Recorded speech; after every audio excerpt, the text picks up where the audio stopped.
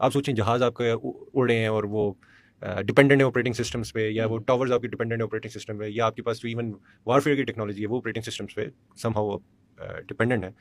और आपने शायद गरीब मुल्क हैं, आपने अरबों रुपए जमा करके कुछ टेक्नोलॉजी ले ही ली, और जब चलाने का वक्त आ गया तो वो अब चल ही नहीं सकती, क्योंकि उसको ऑपरेटिंग सॉफ्टवेयर जो है, या उसको इवन जो आपने कहा कि साइबर सिक्योरिटी गवर्न करने वाले जो उसमें प्रोग्राम्स हैं वो किसी और के हाथ में। तो अगर वहाँ पे कोई मसला हो गया तो आपके लिए तो सारी टेक्नोलॉजी फारग हो गई। तो ये सिर्फ एक थ्योरेटिकल बात है, या ये वाकई एग्जिस्ट, मतलब कोई इस तरह का कभी हुआ, या मुस्तकबिल में आपको नज़र आ रहा है कि इस तरह का कुछ होगा?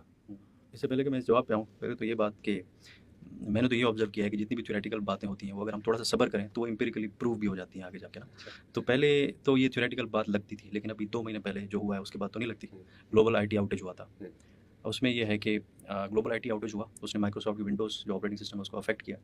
तो क्योंकि विंडोज़ सबसे बड़ा ऑपरेटिंग सिस्टम है जिसको डिफरेंट कंट्रीज़ के डिफरेंट सेक्टर्स सिस्टम्स उस पे काम करते हैं। तो उसमें जब मसला आया सेंट्रल ऑपरेटिंग सिस्टम में, तो पूरी दुनिया में ग्लोबल आईटी आउटेज आ गया।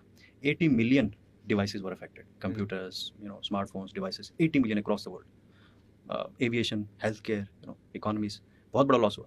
तो इसका मतलब क्या है? ये एक मतलब this makes us think and reflect कि ये जो हुआ है इसका मतलब ये है कि we can not be totally dependent on one central operating system. ठीक है, इसका तो एक तो जवाब मिल गया, क्योंकि उसके अंदर उन्होंने कहा क्राउड स्ट्राइक ने कि वहाँ पे टेक्निकल ग्लिच था। कुछ लोग कहते हैं नहीं, टेक्निकल ग्लिच नहीं था, it was a DDoS cyber attack. जो भी था, दुनिया को नुकसान हुआ। माइक्रोसॉफ्ट और CrowdStrike are not being held accountable, क्योंकि इंटरनेशनल लॉ किधर है? इंटरनेशनल लॉ इन इंसिडेंट्स को कैसे गवर्न करता है? नहीं है तो how would you deal with that? यहाँ पे तो एक बहुत बड़ा मसला है ना, एक लीगल मसला है।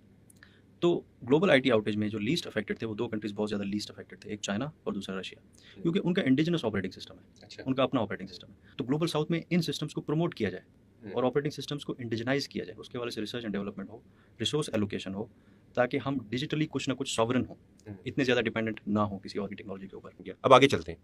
अब कुछ टेक्नोलॉजीज हैं, ठीक है, जो कि हम खुद नहीं बना रहे, या बहुत से ममालिक नहीं बना रहे, कुछ मुल्क बना रहे हैं। उसमें जैसे मैंने बात की, जहाज़ हो गया, ठीक है, वो कुछ भी हो गया, कमर्शियल हो गया, प्राइवेट हो गया, इवन वॉरफेयर के लिए हो गया, या इस तरह के मजीद इक्विपमेंट्स हो गए, कम्युनिकेशन इक्विपमेंट्स हो गए। नॉट कि हम एक्सपोर्ट को, ठीक है, बढ़ाने की कोशिश करें आईटी, लेकिन ये जो चीज़ें हैं ये हम लोकली क्यों नहीं प्रोड्यूस करते, कि ताकि हमारा इम्पोर्ट बिल भी कम हो, मुल्क में रोज़गार भी पैदा हो। आप जैसा, हमारे जैसा नौजवान, या हमसे छोटा उम्र के जो नौजवान जो भागने की कोशिश कर रहे हैं कि उधर इसको हाई स्किल जॉब नहीं मिली, वो भी रुके।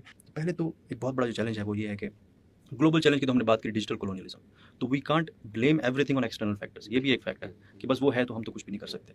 इसलिए शुरू में जाएं वापस, जब थ्योरेटिकल चीज़ें हमने कही थी, I try to link dependency with institutionalism, और उस वक्त मैंने कहा था कि इंस्टीट्यूशन डिपेंडेंसी है, लेकिन दरजाती बुनियादों पे हम डिपेंडेंसी से निकल सकते हैं। We take in